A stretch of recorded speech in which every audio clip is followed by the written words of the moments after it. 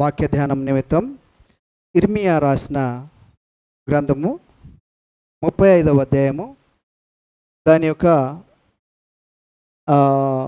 2వ వచనం నుంచి కొన్ని మాటలు చదువుకుందాం.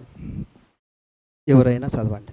నీవు రేకాబీల యొద్దకు పోయి వారితో మాట్లాడి యెహోవా మందిరంలోని గదులలో ఒకదానిలోనికి వారిని తోడుకొని వచ్చి త్రాగుటకు వారికి ద్రాక్షారసం నిమ్మని సెలవీయగా, నేను ఇర్మియా కుమారుడును యజన్య మునిమన్మడునైన హబజ్జిన్యాను అతని సహోదరులను అతని కుమారులందరినీ అనగా రేకాబీల కుటుంబీకులందరినీ తోడుకొని వచ్చి తిని యెహోవా మందిరములో దైవజనునకు ఇగ్దాల కుమారుడైన హానాను కుమారుల గదిలోనికి వారిని తోడుకొని వచ్చి తిని అది రాజుల గదికి సమీపమున ద్వారపాలకుడుకును షల్గాము కుమారుడనైన మయాషేయ గదికి పైగా ఉండెను. నేను రేకాబీల ఎదుట ద్రాక్షరసముతో నిండిన పాత్రలను గిన్నెలను పెట్టి ద్రాక్షరసము త్రాగుడని వారితో చెప్పగా, వారు మా పితరులకు రేకాబు కుమారుడైన యెహోవాదావు మీరైనను నీ సంతతి వారినైనను ఎప్పుడునూ ద్రాక్షరసము త్రాగకూడదని మాకు ఆజ్ఞాపించాను కనుక మేము ద్రాక్షరసము త్రాగము. మరియు మీరు ఇల్లు కట్టుకొనవద్దు, విత్తనములు విత్తవద్దు, ద్రాక్ష తోట నాటవద్దు, అది మీకుండనే కూడదు. మీరు పరవాసము చేయు దేశములో దీర్ఘాయుమంతులగునట్లు మీ దినములన్నీ గుడారములోనే మీరు నివసింపవలెనని అతడు మాకు ఆజ్ఞాపించెను. హల్లెలూయా, స్తోత్రం. కళ్ళు మూసుకొని చిన్న ప్రార్థన చేసుకొని. హల్లెలూయా, స్తోత్రములు ప్రభా, మహోన్నతుడా, నిత్యుడగు మా తండ్రి, సమాధానకర్తవు తండ్రి, స్తోత్రం. పరిశుద్ధుడవు దేవా తండ్రి, స్తోత్రం. ఈ యొక్క రాత్రి కాల సమయంలో ప్రభా మరి ఒకసారి నీ పాదాల చెంతకు రావడానికి ఇచ్చిన ధాన్యతను బట్టి వందనాలు. అవును ప్రభా, అల్పుడము అయోగ్యులము తండ్రి, అయినను మమ్మల్ని ప్రేమించిన ఆయన నీవు జ్ఞాపకం చేసుకొని సజీవుల లెక్కలోంచి నేను స్తుతించడానికి, నేను ఘనపరచడానికి ఇచ్చిన ధాన్యతను బట్టి నీకు వందనాలు ప్రభా. ఇప్పుడు మాట్లాడుచుండగా నాయన ఈ యొక్క మాటలు నావి కాదు తండ్రి, స్తోత్రములు ప్రభా, మీరే మాట్లాడి నాయన తండ్రి, స్తోత్రములు ప్రభా. వినుచున్న ప్రతి బిడ్డనైనా క్షేమము కలిగి నాయన వెంటికి వెళ్ళటానికి మీరు కృప కుమ్మరించండి. లైవ్లో వింటున్న సహోదరులందరూ నాయన, అవును ప్రభు, ఒకసారి స్థితిని జ్ఞాపకము చేసుకొని దాన్ని సరిచేసుకొని నీ ఎదుట నిలబడడానికి ధైర్యము కలిగి తండ్రి, స్తోత్రం, జీవితాలను మార్చుకోవడానికి మీరు సహాయం దయచేయమని మా ప్రభును రక్షకుడు అని యేసుక్రీస్తు నామమున అడిగి వేడుకుంటున్నాను మా పరమ తండ్రి, ఆమేన్. సహోదరులారా, ఇక్కడ చూసినట్టుగైతే ఇది యోషీయా కుమారుడగు యూదారాజు అయిన యెహోయాకీము దినములలో యెహోవా యొద్ద నుండి ఇర్మియాకు వాక్కు ప్రత్యక్షమైంది. అంటే ఇర్మియా ఆ దినములలో ప్రవక్తగా ఉన్నాడు కాబట్టి ప్రవక్త అయిన ఇర్మియాతో దేవుడే ప్రత్యక్షంగా మాట్లాడుతూ ఏమంటున్నాడంటే, ఇక్కడ ఒక మాట చెప్తా ఉన్నాడు. దైవజనుడైన ఇర్మియాకు ఆయన దేవుని పని చేస్తూ ఉన్నాడు కాబట్టి ఆ దేవుని పని చేస్తున్న ఆ యొక్క ప్రవక్తకు చెప్తున్న మాటలు ఏంటంటే, ఇక్కడ కొంతమందిని పిలుచుకొని రమ్మంటున్నాడు. ఎక్కడికి పిలుచుకొని రమ్మంటున్నానంటే దేవుని మందిరంలోనికి పిలుచుకొని రమ్మంటున్నాడు. పిలుచుకొచ్చి ఇక్కడ డిఫరెంట్ మాట చెప్తా ఉన్నాడు. ఏం మాట చెప్తున్నాడంటే, నీవు రేకాబీయుల యొద్దకు పోయి వారితో మాట్లాడి యెహోవా మందిరములోని గదులలో ఒక దానిలోనికి వారిని తోడుకొని వచ్చి అంటున్నాడు. ఎక్కడికి? వారిని ఎక్కడికి తీసుకొని రమ్మంటున్నాడు? యెహోవా మందిరములోనికి తీసుకొని రమ్మంటున్నాడు.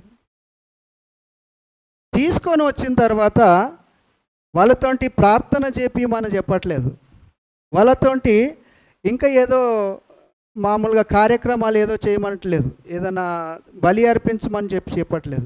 ఇక్కడ చెప్తుండే ఏందనంటే ఒక విచిత్రమైన మాట చెప్తా ఉన్నాడు.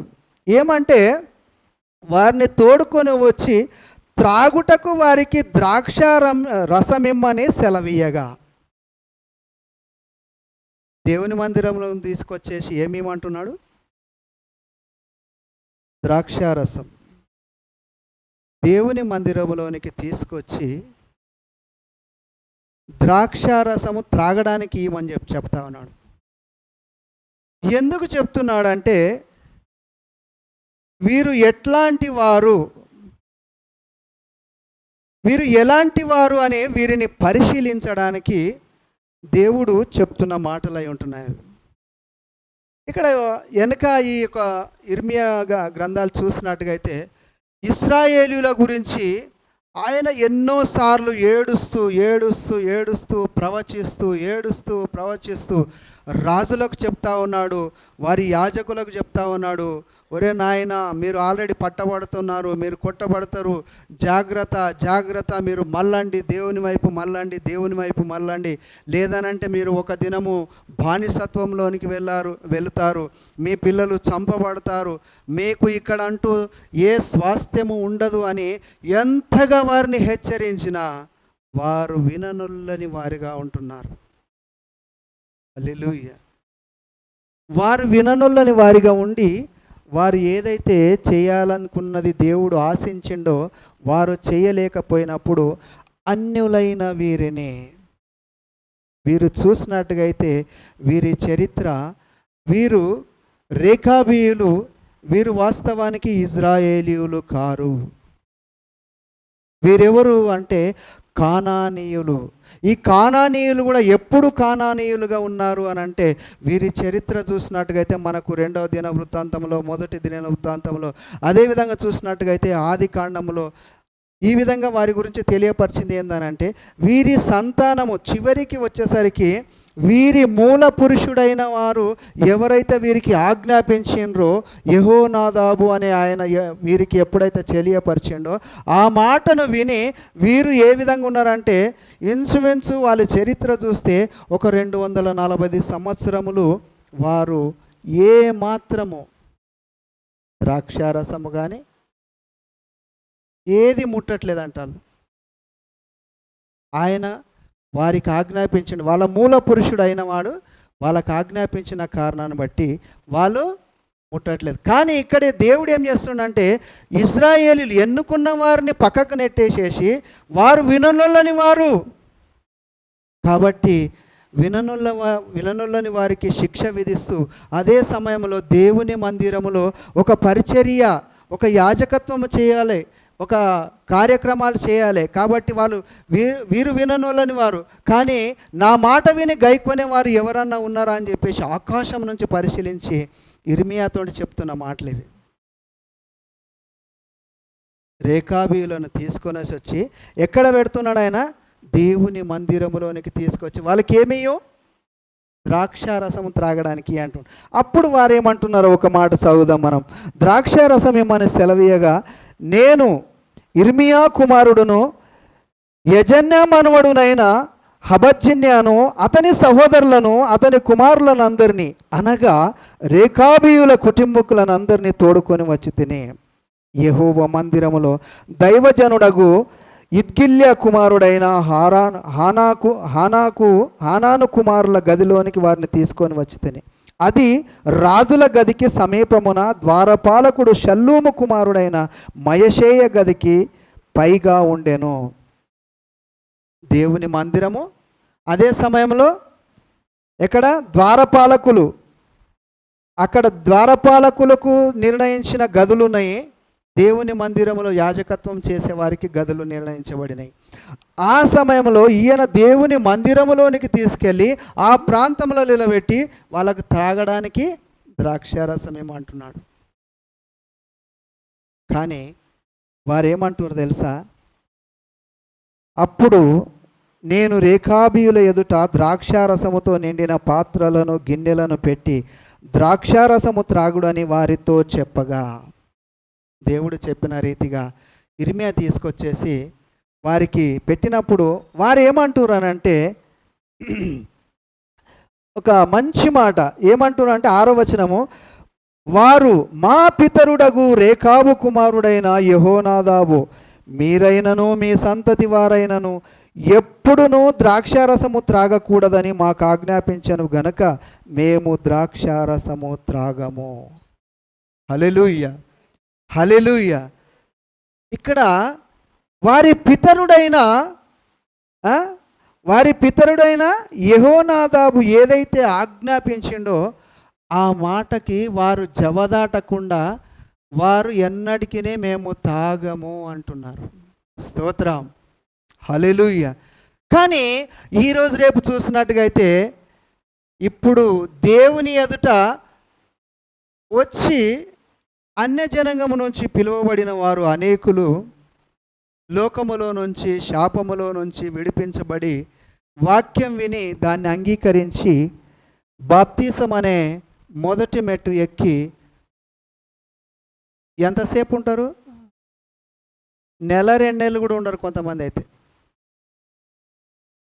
తిరిగి మరలా పాపం వైపు, లోకం వైపు, ద్రాక్షారసం త్రాగుతూ, చెడు మాటలు మాట్లాడుతూ, దొంగతనము చేస్తూ, యథార్థతను విడిచిపెట్టి, సత్యమును అనుసరించక తిరిగి మరలా లోకం వైపే చూస్తారు. కొంతకాలం మట్టుకు దేవుల్లో నిలిచి ఉండి అనేకులు అనేకులు అనేకులు ఈ దినాల్లో చూసినట్టుగా అయితే ఎంతో ఎంతో నమ్మకస్తులు అనబడిన వారు కూడా కొంచెము కాలము గతించిపోగానే తిరిగి మరలా నన్నెవరు చూడట్లేదే అనే స్థితికి వెళ్ళిపోతారు. కానీ ఆకాశమందున దేవుడు ఒకడున్నాడు. నిన్ను పిలిచినవాడు, నిన్ను ఏర్పరిచినవాడు ఆయన చూస్తున్నాడు. ఇక్కడ చూసినట్టుగైతే ఈ రేకాబీయులు అనేవారు యెహోనాదాబు వాళ్ళ పితరుడైన యెహోనాదాబు ఏదైతే చెప్పిండో ఆ మాటకే ఇన్ని సంవత్సరములు వారు ఏ విధంగా ఉంటున్నారని చెప్పేసి వాళ్ళ సాక్ష్యం చెప్తా ఉన్నారు. ఇంచుమించు చూసినట్టుగైతే వారు ఒక 264 సంవత్సరములు గడిచిపోయినాయట ఈ పితరుడు యెహోనాదాబు కాడికి వెళ్ళి. కానీ వీళ్ళ వంశాన్ని వెనుకకు చూసుకుంటూ పోయినట్టుగా అయితే ఈ రేకాబీలు ఎవరో కాదు. తిరిగి చూస్తే మన జలప్రళయం వచ్చి పోయిన తర్వాత ఎప్పుడైతే మన నోహావు కుమారులైన షేము, హాము, యాపేతు అనే వారు ఉన్నారో ఆ షేము యొక్క వంశావళి తేలుతుంది చివరికి. దాన్ని చూసుకుంటూ వెళ్ళినప్పుడు ఈ వంశము ఇంత కఠినంగా ఏ విధంగా బ్రతుకుతుంది అని చెప్పేసి దీన్ని పరిశీలించి చూసుకుంటూ వెళ్ళినట్టుగా అయితే ఈ వంశం ఎక్కడికెళ్ళి వచ్చిందనంటే ఆ నిజాయితీపరుడు, ఆ నీతిమంతుడైన నోహావు వంశములో నుంచి పుట్టిన వారుగా, అంటే ఒక వంశము ఏ విధంగా వస్తుందనంటే అప్పుడు దేవుడు నిర్ణయించిన దినాన్ని మరిచిపోకుండా దాన్ని కొనసాగిస్తూ కొనసాగిస్తూ కొనసాగిస్తూ వస్తున్నది. హల్లెలూయా, హల్లెలూయా. కానీ ఇశ్రాయేలీలు ఎప్పుడైతే మన అబ్రాహాము గారు ఎప్పుడైతే తన కుమారులకు వారికి నిర్ణయించి వెళ్ళిపోయాడో కానీ వాళ్ళు మర్చిపోయినారు. వాగ్దానం ఇచ్చిన వాగ్దాన పురుషునికి పుట్టిన ఆ యొక్క పిల్లలు ఉంటేనేమో దేవుణ్ణి మరిచిపోయి అన్య జనాంగంతో కలిసి అదే కానానులో పాపము చేస్తూ, అదే కానానులో అన్య దేవతలకు సాగిలపడుతూ, అదే కానానులో విందులు విచారములు చేసుకుంటూ వ్యభిచార సంబంధమైన మద్యము తాగుతూ వాళ్ళు అక్కడ పాపము చేసి వాళ్ళు బానిసత్వములోనికి వెళుతూ ఉంటే వారు అన్యజనులైన ఇశ్రాయేలీలు కాకుండా కానాను దేశము నుంచి ఎప్పుడైతే వీరు కానాను దేశానికి వచ్చిరో వీరిని కొట్టి ఆ ప్రాంతము నుంచి వెళ్ళగొట్టబడ్డారు వాళ్ళు. కానీ వాళ్ళు బయటికి వెళ్ళిపోయినా వాళ్ళు దేవుని మాట, అంటే తన యొక్క పితరుడైన యెహోనాదాబు చెప్పిన మాటను ఎన్నటికీ మరవకుండా కష్టం వచ్చినా నష్టం వచ్చినా వారికి గుడారము లేదంట, నిలువరమైన పట్టణము లేదంట. ఏమన్నాడు అనంటే ముందుకు చూసినట్టుగా అయితే ఇక్కడ చూసినట్టుగా అయితే ఏమంటున్నారో 7వ వచనం చదువుదాం మనం. మరియు మీరు ఇల్లు కట్టుకొనవద్దు, విత్తనములు విత్తవద్దు, ద్రాక్ష తోట నాటవద్దు, అది మీకుండనే కూడదు. మీరు పరవాసము చేయు దేశములో దీర్ఘాయుష్మంతులగునట్లు మీ దినములన్నీ గుడారములలోనే మీరు నివసింపవలనని అతడు మాకు ఆజ్ఞాపించెను. హల్లెలూయా, హల్లెలూయా. ఇక్కడ చూసినట్టుగా అయితే ఈ మాట ఎవరికి వర్తిస్తుంది? విశ్వాసులకు తండ్రి అయిన అబ్రాహాము కూడా ఇదే విధంగా చేశాడు. ఆయనకు నిలువరమైన పట్టణము ఎక్కడ లేదు. ఆయన ఏం చేసిండు? ఎప్పుడు గుడారములోనే నివసిస్తూ వచ్చినాడు. దేవుడు ఎప్పటి వరకైతే నీవు గుడారంలో నివసించమన్నాడు, అప్పటి వరకు దేవుని మాటని ఆయన నమ్ముకొని దాని మీద విశ్వాసం ఉంచి తొలగిపోకుండా చేసిన కారణాన్ని బట్టే దేవుడు అబ్రాహాముగా మార్చాడు. స్తోత్రం. ఎందుకనంటే ఆయన ఏదైతే మరువక, దేవుని మాట, తండ్రి మాటను విడువక, ఆయన ఎప్పుడైతే దేవుడిచ్చిన మాటను విని ఆయన ఎన్నడూ తొలగిపోకుండా దాన్ని పట్టుకొని వెళ్తూ ఉన్నాడు. ఎంతగానో మధ్యన చూసినట్టుగా అయితే ఎన్నో ఆటంకాలు, ఎన్నో ఇబ్బందులు, ఇరుకులు. అక్కడ చూస్తే కొన్నిసార్లు చూసినట్టుగా అయితే రాజులు తన భార్యను కూడా తీసుకుపోయినట్టున్నారు. కానీ ఆయన ఎంతగానో బాధపడినా, ఏడ్చినా, కానీ దేవుని మాటను మాత్రం మరవక దేవుని ఎదుట ఆయన యథార్థవంతుడిగా కనబడుతున్నాడు. అందును బట్టే దేవుడు తిరిగి తనని జ్ఞాపకం చేసుకుంటున్నాడు. ముదిమి వయసులో, అంటే మొత్తము నేనంటూ ఏమి లేదు, నా బలమంటూ ఏమి లేదు అని తను ఉడిగిపోయిన పరిస్థితులకు వెళ్ళి దేవుడు మాట్లాడినప్పుడు నీకు వారసుడు నేను ఇస్తానన్నప్పుడు ఆయన ఏమంటున్నాడు? అప్పుడు ఎన్నోసార్లు విన్నాం మనం, అయ్యా అబ్రహాము, నీ దాసుడు కాడు, నీ ఇంట ఉన్న దాసుడు కాడు, నీ గర్భవాసి అయి నీకు పుట్టేవాణ్ణి మాత్రమే నేను ఆశీర్వదిస్తాను అంటున్నాడు. హల్లెలూయా. ఆశీర్వదిస్తానని వాగ్దానం చేసిన దేవుడు మర్చిపోయాడా? మర్చిపోలేదు. తిరిగి మరల ఏం చేసిండంటే ఆయన తనని జ్ఞాపకం చేసుకొని సమస్తము కోల్పోయిన తర్వాత, జీవితంలో ఏం లేదు ఇక ఆయనకు, నాకేం లేదు ప్రభువా, ఏం బలం ఉన్నది నాకు, నేనంతా ఉడికిపోయిన స్థితిలో ఉన్నాను, నాకెక్కడి పిల్లలు పుడతారు. అమ్మగారు కూడా అంటున్నారు, శారమ్మగారు అంటున్నాడు, ఈ వయసులో నేను పిల్లల్ని కంటానా, ఈ వయసులో వాళ్ళకి పాలు ఇస్తానా, ఈ వయసులో నేను వాళ్ళని ఎత్తుకుంటానా, వారిని లాలన చేస్తానా? నో, నీవు ఏ వయసులో ఉన్నావని కాదు, నీకు మాటిచ్చినోడు నమ్మకస్తుడు. ఆయన మాటిచ్చి మరచిపోవడానికి మానవుడు కాదు ఆయన. నువ్వు మర్చిపోతావు, మనమందరం మర్చిపోతాం. వాగ్దానం చేస్తాం, ఎన్నోసార్లు వాగ్దానం చేస్తాం దేవుని ఎదుట. మనం ప్రార్థిస్తున్నప్పుడు వాగ్దానం చేస్తాం, లేదంటే సాక్ష్యం చెప్పేటప్పుడు వాగ్దానం చేస్తాం. ఏదో నేను నరికేస్తా, చేసేస్తా, ఇది చేస్తా, అది చేస్తా అని చెప్పేసి గొప్పలు చెప్తాం. కానీ బయటికి పోగానే మర్చిపోతాం, మళ్ళా గుర్తుకు రాదు మనకు. ప్రియ సహోదరి సహోదరుడా, లైవ్లో ఉన్న వారులారా, ఒకసారి మీరు జ్ఞాపకం చేసుకోండి. ఇక్కడ చెప్తున్న మాట, రేఖాబీయుల జీవితము ఎంత ఇదిగా ఉందనంటే వారి గురించి దాన్ని పరిశీలిస్తే వాస్తవానికి వీరి గురించే మొత్తం ఒక వాక్యాన్ని నేను తీసుకోవాలని నిర్ణయం తీసుకున్నా. కానీ ఇక్కడ సమయం చూసినట్టుగా అయితే మనకు సమయం సరిపోదు. మనం మాటిస్తుంది మనుషులకు కాదు, దేవునికి మాటిస్తున్నాం. అది జ్ఞాపకం చేసుకోవాలి. దేవుని మందిరానికి వస్తున్నాం అని అంటే ఒక మానవుడు, వాళ్ళ పితరుడైన ఒక మనిషికి మాట ఇచ్చే వాళ్ళు ఎంత కఠినమైన జీవితాన్ని జీవిస్తారంటే, వాళ్ళు ఎక్కడ ఏ పొలాలు కొనట్లేదు, వాళ్ళు విత్తనం విత్తట్లేదు, వాళ్ళు ఇల్లు కట్టట్లేదు, అర్థమైందా? వాళ్ళు ఏమి చేయట్లేదంట. ఎందుకు అని అంటే మా పితరుడు మాకు చెప్పిండు కాబట్టి దాన్ని అనుసరించి మాత్రమే మేము నడుస్తున్నాము అని అంటున్నారు. ఎందుకు నడుస్తున్నారు? ఆయన చెప్పి ఉంటాడు, మన పితరుడైన షేము గారు మనకు చెప్పిండు, మా పితరుడైన షేము గారు మనకు చెప్పిండు, యథార్థముగా జీవించి దేవుని సన్నిధిలో నడుచుకుంటే ఒక దినము ఇది విడిచిపెడతామేమో కానీ నిత్యమైన జీవము దేవుని సన్నిధిలో ఉంటుంది. అది యుగ యుగాలు అక్కడ నువ్వు నేను అక్కడ జీవిస్తాం కాబట్టి ఇక్కడ మాత్రం ఎంతటి కఠినమైన మీరు భరించండి అని ఆయన చెప్పి ఉంటాడు. కాబట్టే వాళ్ళు ఎట్లా బతుకుతున్నారు? ఏం చేయట్లేదంట, విత్తట్లేదు,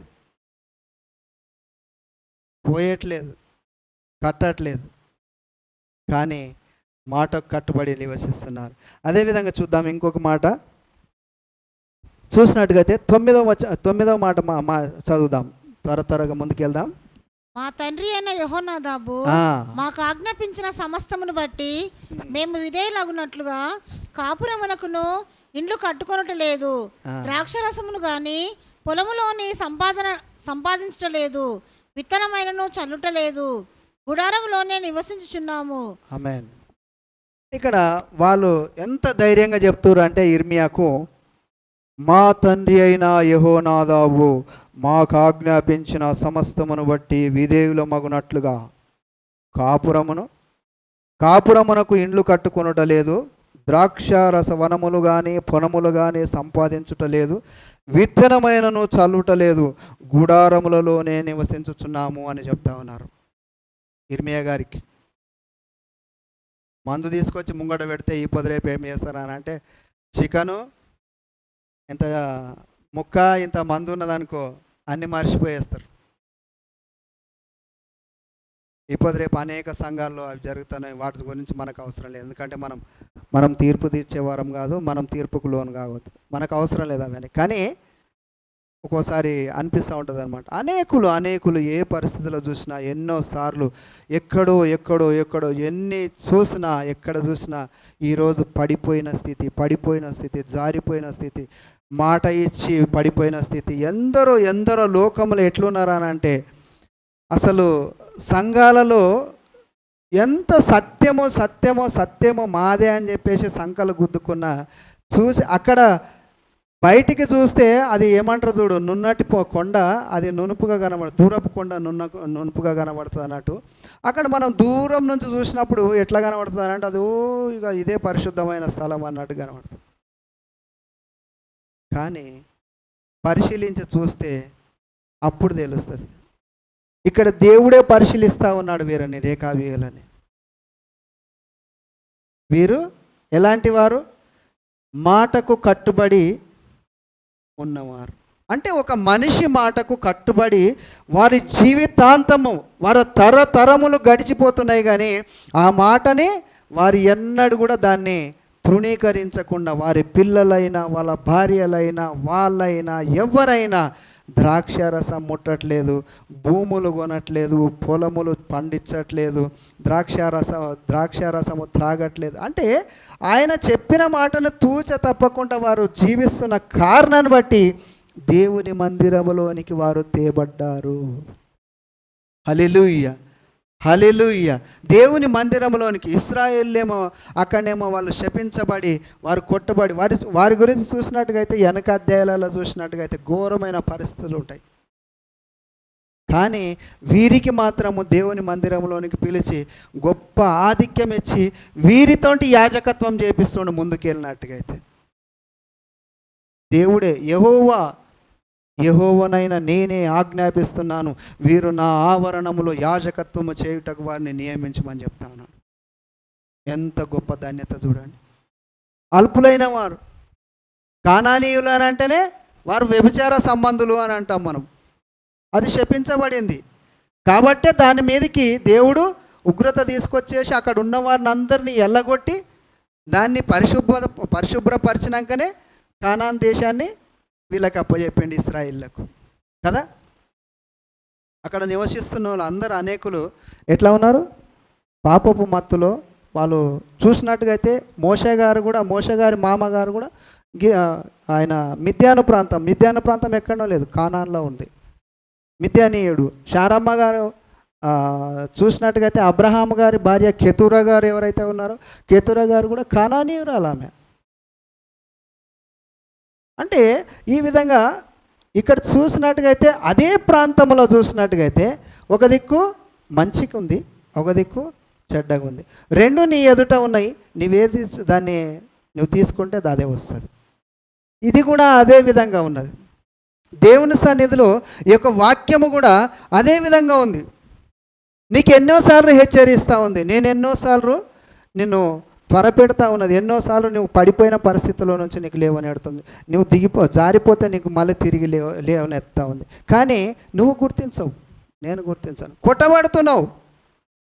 కొట్టబడుతున్నావు, ఎన్నోసార్లు కొట్టబడుతున్నావు, ఎన్నోసార్లు తరమబడుతున్నావు, ఎన్నోసార్లు నీకు నెమ్మది లేకుండా, ఎన్నోసార్లు నీ జీవితంలో మనశ్శాంతి లేకుండా నువ్వు కొట్టబడుతున్నావు, తరమబడుతున్నావు. కానీ దేవుని వైపు మాత్రం నువ్వు చూడు.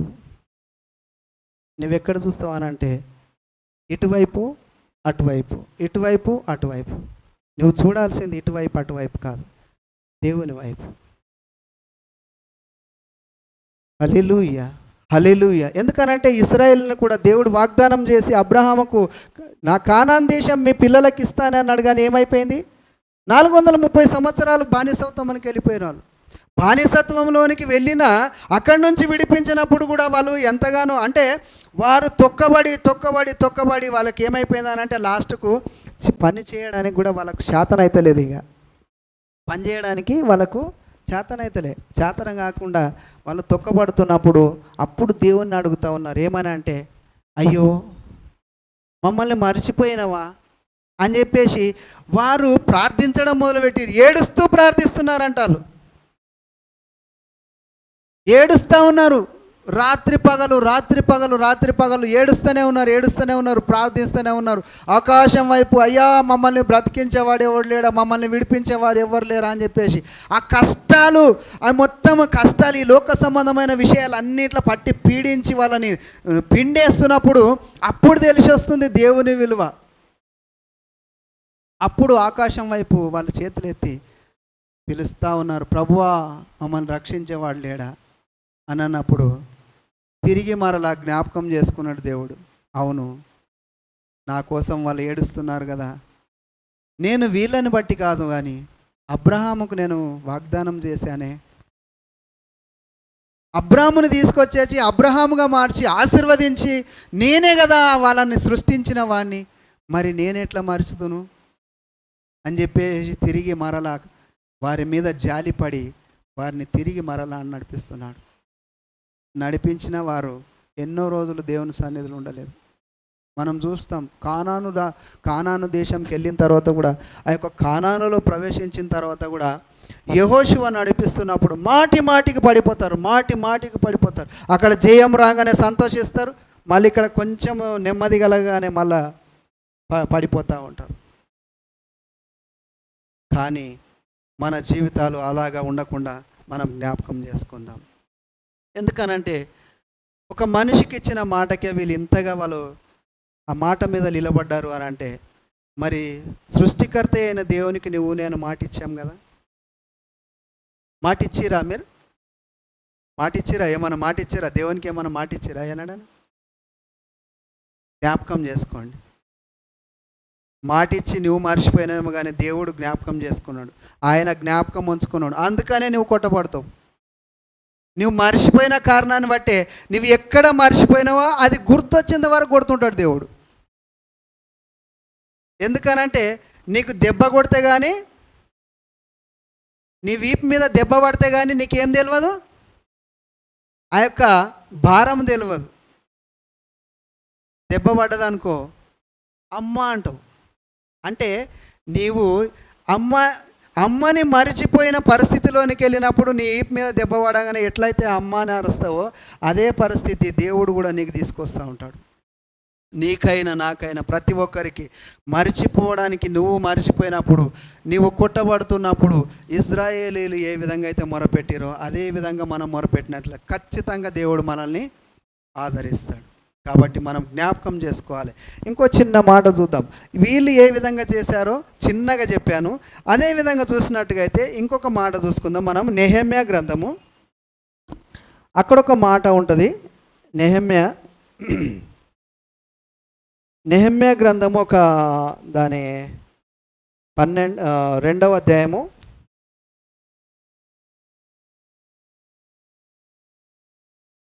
2వ అధ్యాయము దాని 11 నుంచి 13 వరకు త్వరగా.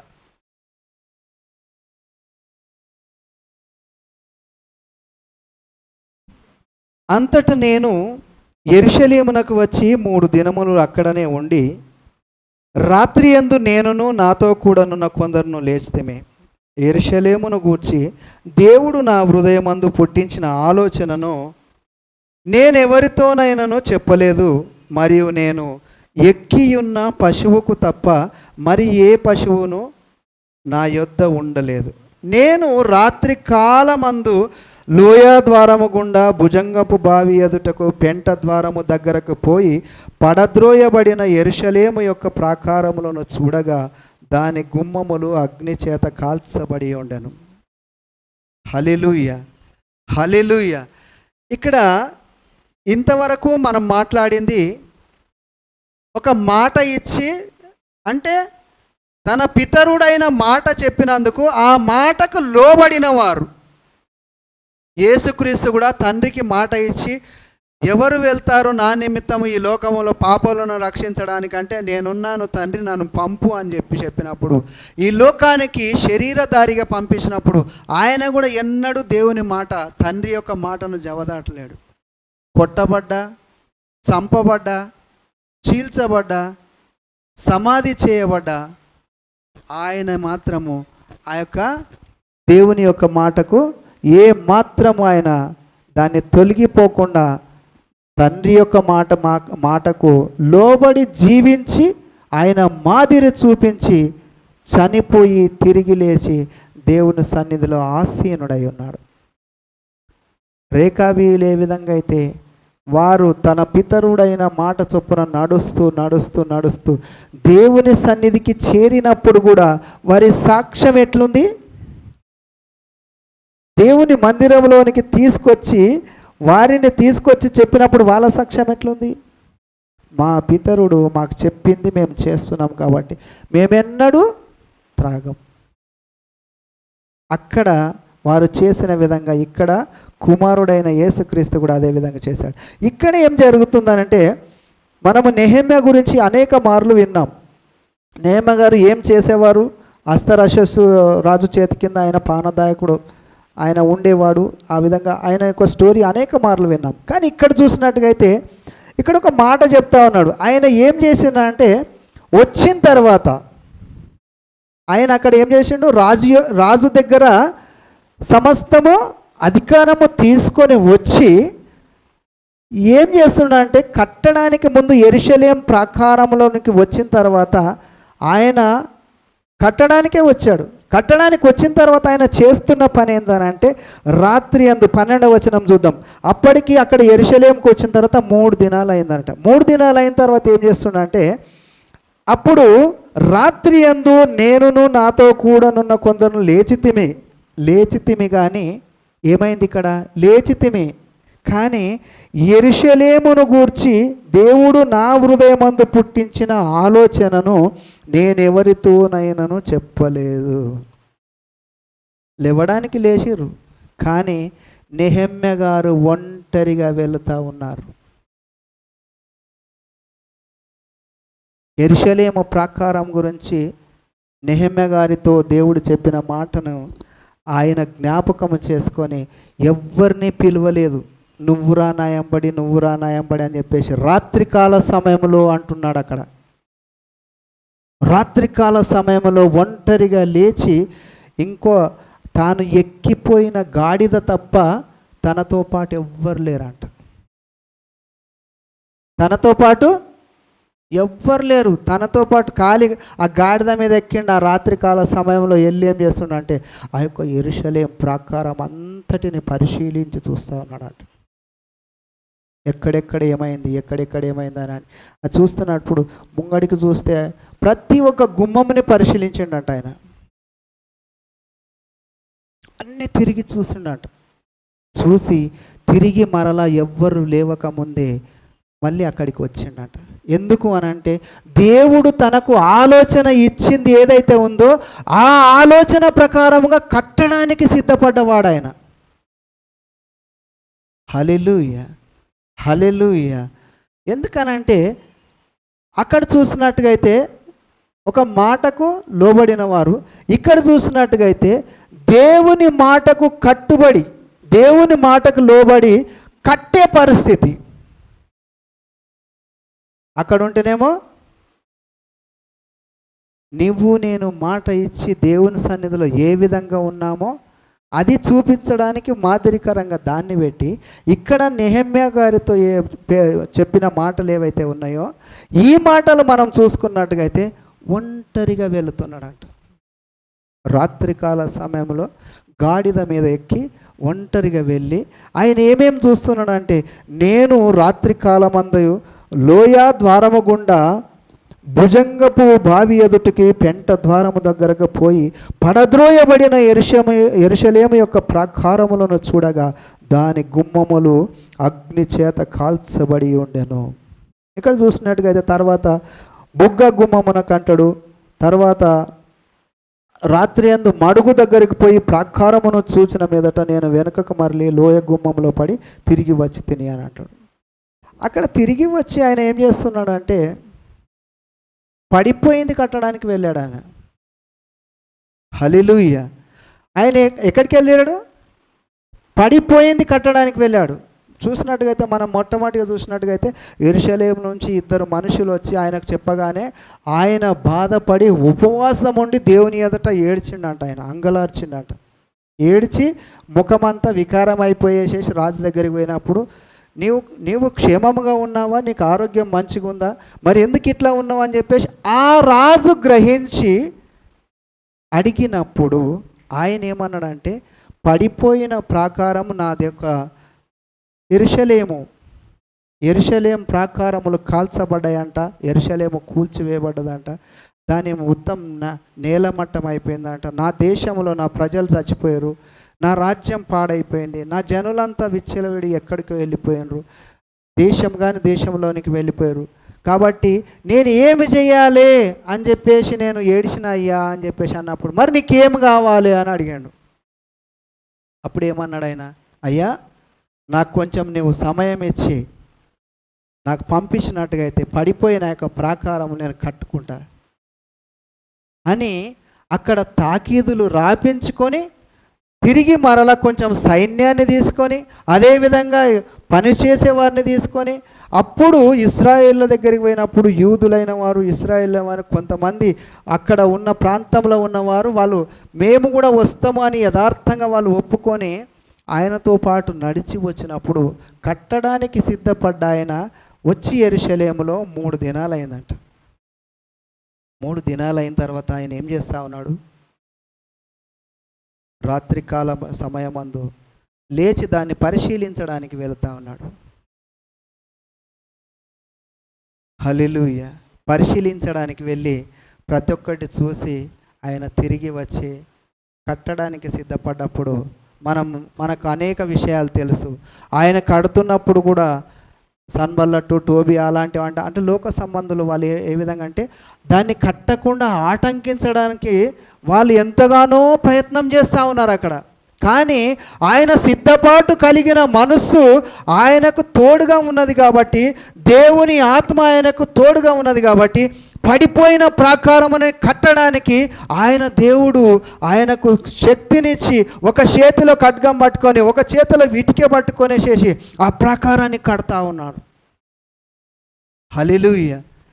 ఇక్కడ ఈ మాట నేను ఎందుకు జ్ఞాపకం చేస్తున్నానంటే నేను కడతా అని చెప్పేసి దేవుని దగ్గర వాగ్దానం తీసుకొనేసేసి అంటే అక్కడ రాజు దగ్గర ఆయన అయితే వాగ్దానం తీసుకొనేసేసి ఏ విధంగా అయితే తాకీదులు ఒక అధికారం పొందుకొనేసేసి పాడైపోయిన ప్రాకారములు కట్టడానికి ఆయన ఏ విధంగా అయితే వచ్చాడో ఈరోజు అనేకులు ఏ విధంగా వస్తున్నారంటే నేను దేవుని సేవ చేస్తా, దేవుని మందిరం కడతా, ఆ యొక్క అంటే లోకంలో ఉన్న వారిని అనేకులు నేను దేవుని వైపు తిరిగి కడతా, వారి పాపం నుంచి విడిపిస్తా, వారి శాపం నుంచి విడిపిస్తా, ఎక్కడెక్కడైతే వారి జీవితాలు పాడైపోయినాయో వాటిని అన్నిటినీ నేను సరిచేసి అంటే నీ యొక్క మాట చెప్పున నేను సరిచేసి వారిని నీ యందు నిలిపి నీ యొక్క రాజ్యము కోసం నేను సిద్ధపరిచి వాళ్ళని సక్రమంగా ఒక మంచి కట్టడముగా చేసి నీ యందు నిలిపి ఉంచుతా. అంటే నిజమైన పునాది రాయి దేవుడై ఉన్నాడు కాబట్టి ఆ పునాది మీద నేను కడతా అని చెప్పేసి వాగ్దానం చేసి వస్తున్నవారు అనేకులు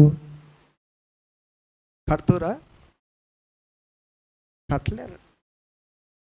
సొంత నిర్ణయాలు తీసుకొనేసి వస్తే కట్టలేరు. అదే దేవుని నిర్ణయం ఉంటే ఖచ్చితంగా కట్టగలుగుతారు. దేవుడు తోడై ఉంటే కట్టగలుగుతారు. రేపు అనేక సంఘాల లోపల ఇదే జరుగుతూ ఉన్నది. కానీ దాన్ని గ్రహించే పరిస్థితి లేదు. లోక సంబంధంగా ఎంతోమంది ఈ లోక సంబంధమైన విషయాలతోటి పడిపోయి తిరిగి మరలా ఆ యొక్క నీచమైన జీవితానికి వెళ్ళిపోతూ ఉన్నారు. నిజమైన మాటలు చెప్తే దానికి ఏమైపోతుంది అని అంటే, నా దగ్గర ఎవడు ఉంటాడు అని అంటాడు. సర్దుబాటు జీవితం.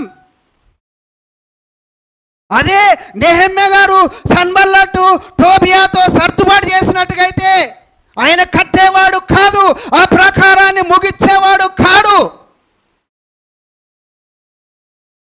ఎందుకు సర్దుబాటు చేస్తున్నారు? అధికారం తీసుకున్నావు దేవుని దగ్గరనా మనుషుల దగ్గరనా? నీవు దేవుని దగ్గర అధికారం పొందిన వాడివైతే ఖచ్చితంగా దేవుని పని చేయాలి. నువ్వు దేవుని మందిరాన్ని కట్టాలి, దేవుని పాడైపోయిన ప్రాకారములను కట్టాలి, ప్రతి గుమ్మముని కట్టాలి. ఎందుకనంటే దేవుడు నీలో నివసించాలంటే నీవు మొదటిగా చేయవలసిన పని ఉన్నది. నీవు కట్టేవాడిగా ఉన్నావా? సక్రమమైన చక్కని మార్గంలో వెళ్ళి నీవు ఎంతటి లోయలో వెళ్ళినా, ఎంత ఇరుకు మార్గంలో వెళ్ళినా, ఆ రాత్రిలో ఏ పరిస్థితిలో నీవు ఉన్నా నీకు దేవుడు తోడుగా ఉంటే ఖచ్చితంగా కడతావు. ప్రియ సహోదరి సహోదరుడా, దైవజనమా, మీరు జ్ఞాపకం చేసుకోవాలి. ముఖ్యంగా ఇది సంఘంలో ఉన్న ప్రతి బిడ్డకు వర్తిస్తుంది. ఎందుకనంటే మన స్థితిని ఎరిగిన దేవుడు.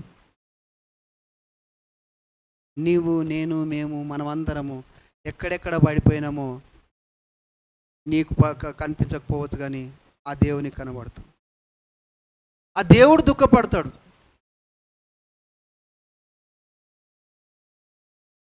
నువ్వు సరైన కట్టడం నువ్వు కట్టకపోతే ఆ దేవుడు దుఃఖపడతాడు.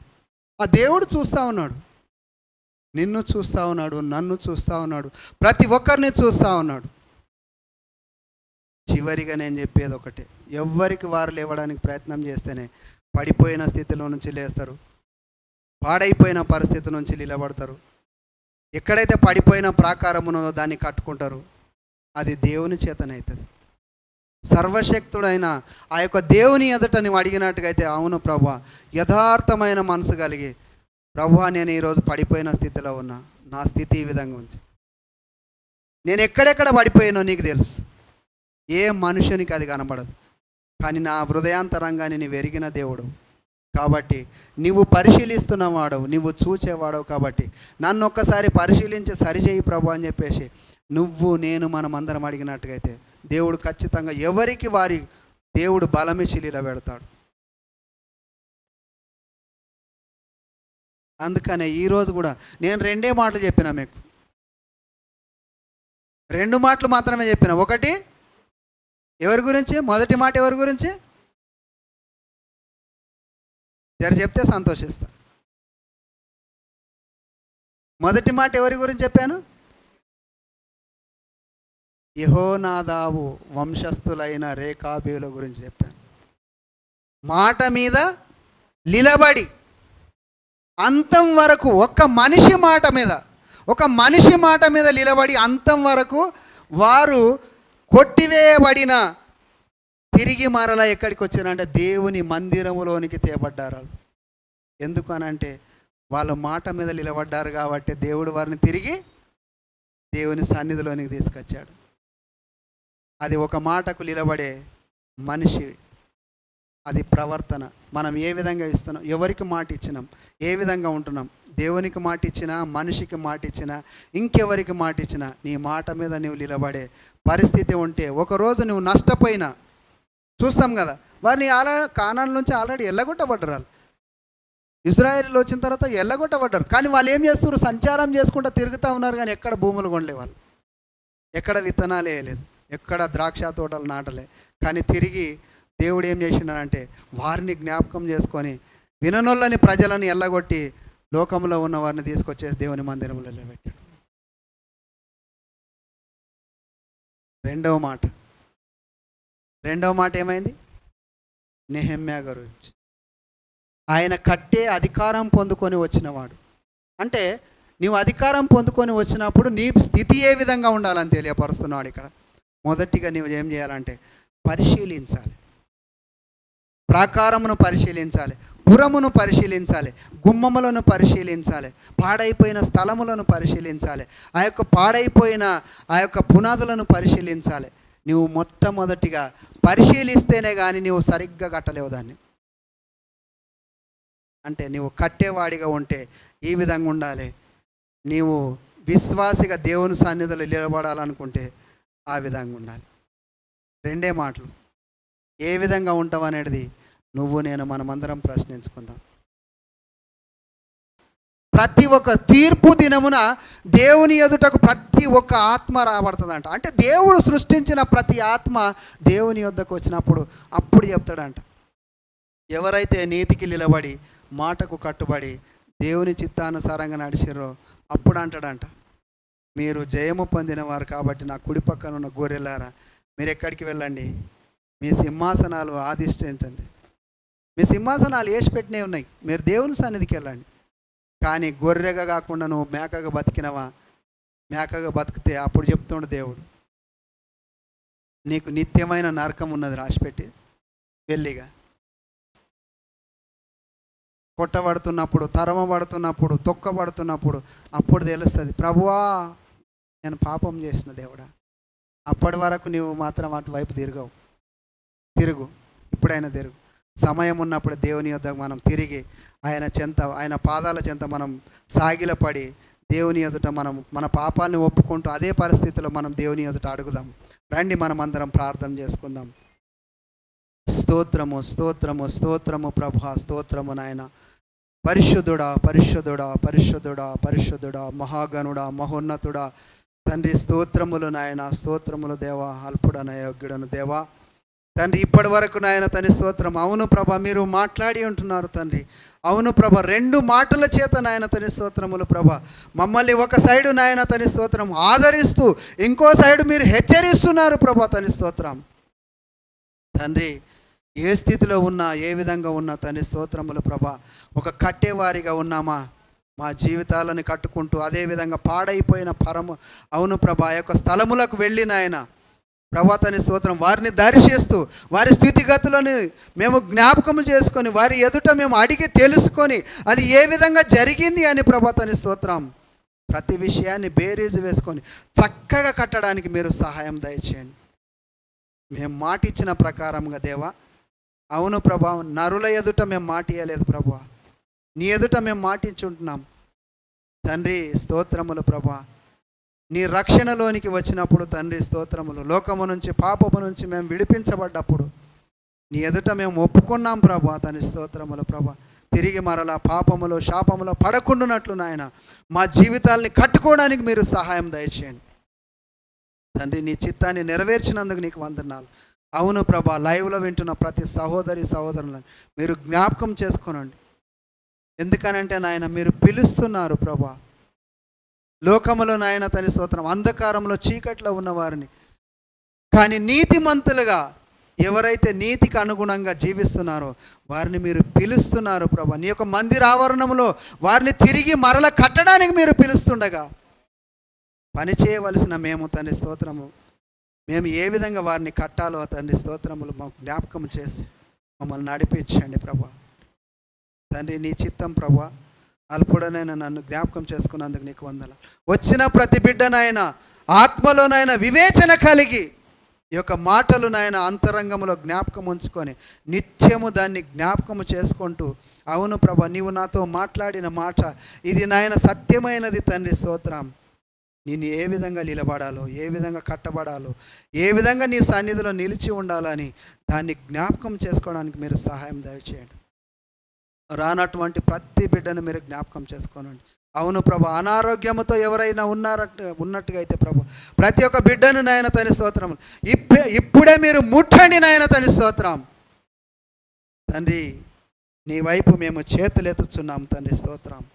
అవును ప్రభు, ఒక్కసారి మీరు జ్ఞాపకం చేసుకొని ఆ బిడ్డలు మీరు ముట్టి స్వస్థపరచుము దేవా తండ్రి నీ నామములో నాయన శక్తి ఉన్నది తండ్రి. యేసు నామములో స్వస్థపరచబడునుగాక.